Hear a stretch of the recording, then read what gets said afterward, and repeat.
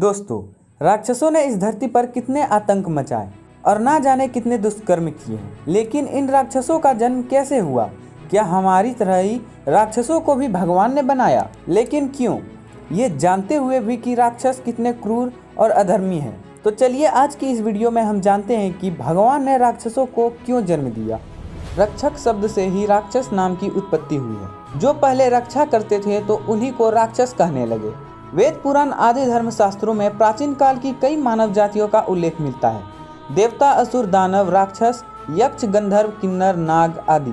जहाँ तक राक्षस जाति का सवाल है तो प्रारंभिक काल में यक्ष और रक्ष ये दो ही तरह की मानव जातियां हुआ करती थी। राक्षसों को पहले रक्षा करने के लिए इस धरती पर लाया गया था, लेकिन बाद में इनकी प्रवृत्तियां बदलने के कारण ये अपने कर्मों के कारण बदनाम होते गए और आज के संदर्भ में इन्हें असुरों और दानवों जैसा ही माना जाता है। एक कथा अनुसार प्रजापति ब्रह्मा ने समुद्र और समुद्र में रहने वाले प्राणियों की रक्षा के लिए अनेक प्रकार के प्राणियों को उत्पन्न किया।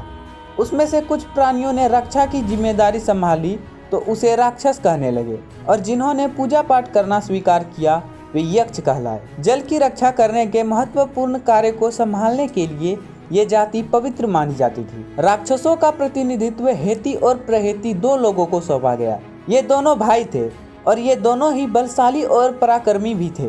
प्रहेती धर्मात्मा था तो हेती को राजपाट और राजनीति में ज्यादा रुचि थी। हेती ने अपने साम्राज्य बढ़ाने के लिए काल की पुत्री भया से विवाह किया। भया और उसका विद्युत्केश नामक एक पुत्र का जन्म हुआ। उसका विवाह संध्या की पुत्री सालक टंकटा से हुआ। माना जाता है कि सालक टंकटा व्यभिचारिणी थी। इस कारण जब उसका पुत्र जन्मा तो उसे लावारिस छोड़ दिया गया। विद्युत्केश ने भी उस पुत्र के बारे में जानकर कोई परवाह नहीं किया, क्योंकि उसे पता था कि ना मालूम यह किसका पुत्र होगा। बस यही से राक्षस जाति में बदलाव आया।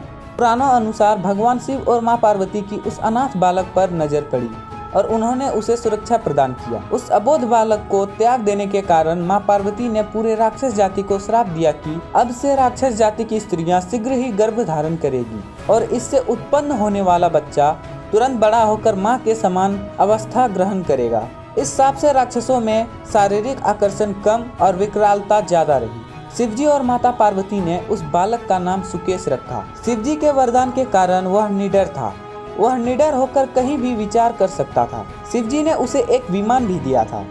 सुकेश ने गंधर्व की कन्या देववती से विवाह किया। देववती से सुकेश के 3 पुत्र हुए, माल्यवान, सुमाली और माली। इन तीनों के कारण राक्षस जाति को विस्तार और प्रसिद्धि प्राप्त हुई। इन तीनों भाइयों ने शक्ति और ऐश्वर्य प्राप्त करने के लिए ब्रह्मा जी की घोर तपस्या की। ब्रह्मा जी ने इन तीनों को शत्रुओं पर विजय प्राप्त करने की और तीनों भाइयों में एकता और प्रेम बने रहने का वरदान दिया। वरदान के प्रभाव से ये तीनों भाई अहंकारी हो गए। तीनों भाइयों ने मिलकर विश्वकर्मा से त्रिकुट पर्वत के निकट समुद्र तट पर लंका का निर्माण कराया और उसे अपने शासक का केंद्र बनाया। इस तरह उन्होंने राक्षसों को एकजुट कर राक्षसों का आधिपत्य स्थापित किया और उसे राक्षस जाति का केंद्र भी बनाया।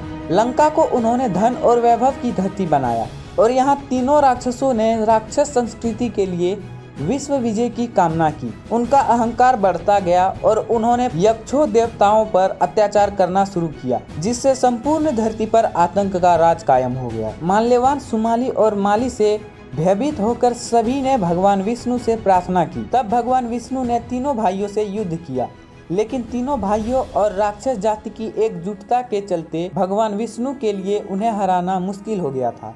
तब भगवान विष्णु ने अपनी संपूर्ण शक्ति से तीनों भाइयों को लंका से खदेड़ दिया और तीनों भाइयों ने रसातल में जाकर अपनी जान बचाई। इन्हीं तीनों भाइयों के वंशज में आगे चलकर राक्षस जाति का विकास हुआ।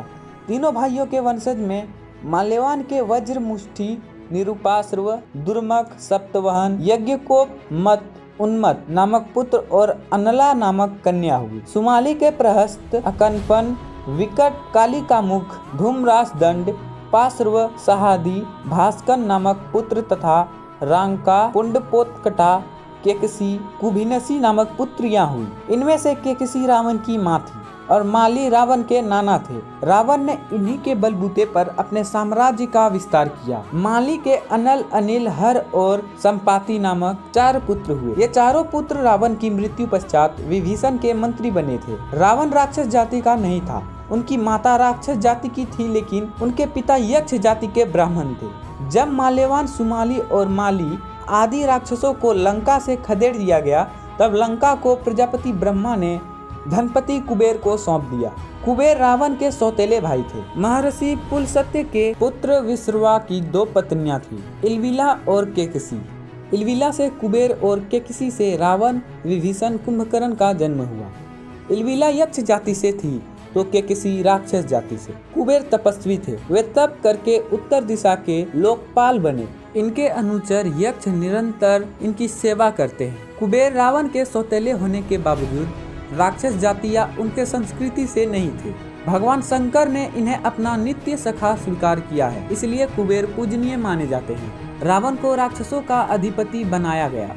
तब रावण ने राक्षस जाति के खोए हुए सम्मान को पुनः प्राप्त करने का वचन लिया और अपना विश्व विजय अभियान शुरू किया। इस विजय अभियान में रावण ने स्वयं भगवान शिव से भी टक्कर ली। कुबेर ने रावण के अत्याचारों के विषय में सुना तो अपने एक दूत को रावण के पास भेजा।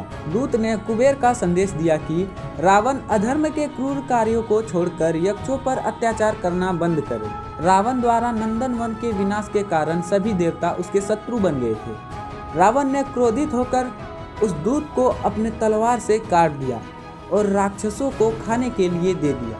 इससे कुबेर को गहरा आघात लगा। अंत में रावण तथा राक्षसों का कुबेर तथा यक्षों से युद्ध हुआ। यक्ष जहाँ यक्ष बल से लड़ते थे और वहीं राक्षस माया से, अतः राक्षस विजयी हुए। रावण मायावी था और उसके पास कई प्रकार की सिद्धियां थी। उसने मायावी रूप धारण कर कुबेर के सिर पर प्रहार कर उसे घायल कर दिया और बलपूर्वक उनका पुष्पक विमान उनसे छीन लिया। रावण ने यह कार्य अपनी माता के किसी के कहने पर किया। कुबेर को रावण ने लंका से खदेड़ दिया और उनकी समस्त संपत्ति भी छीन ली। कुबेर अपने पितामह के पास गए। पितामह की प्रेरणा से कुबेर ने शिव आराधना हेतु हिमालय चले गए, जहां उन्हें धनपाल की पदवी, पत्नी और पुत्र का लाभ हुआ। रावण ने लंका को नए सिरे से बसाकर राक्षस जाति को एकजुट किया और फिर से राक्षस राज कायम किया। तो दोस्तों, आज की हमारी ये वीडियो आपको कैसे लगी कमेंट सेक्शन में बताना ना भूलें। और अगर आपको ये वीडियो अच्छी लगी हो तो वीडियो को लाइक और चैनल को सब्सक्राइब करना ना भूलें। तो मिलते हैं आपसे एक नए वीडियो में।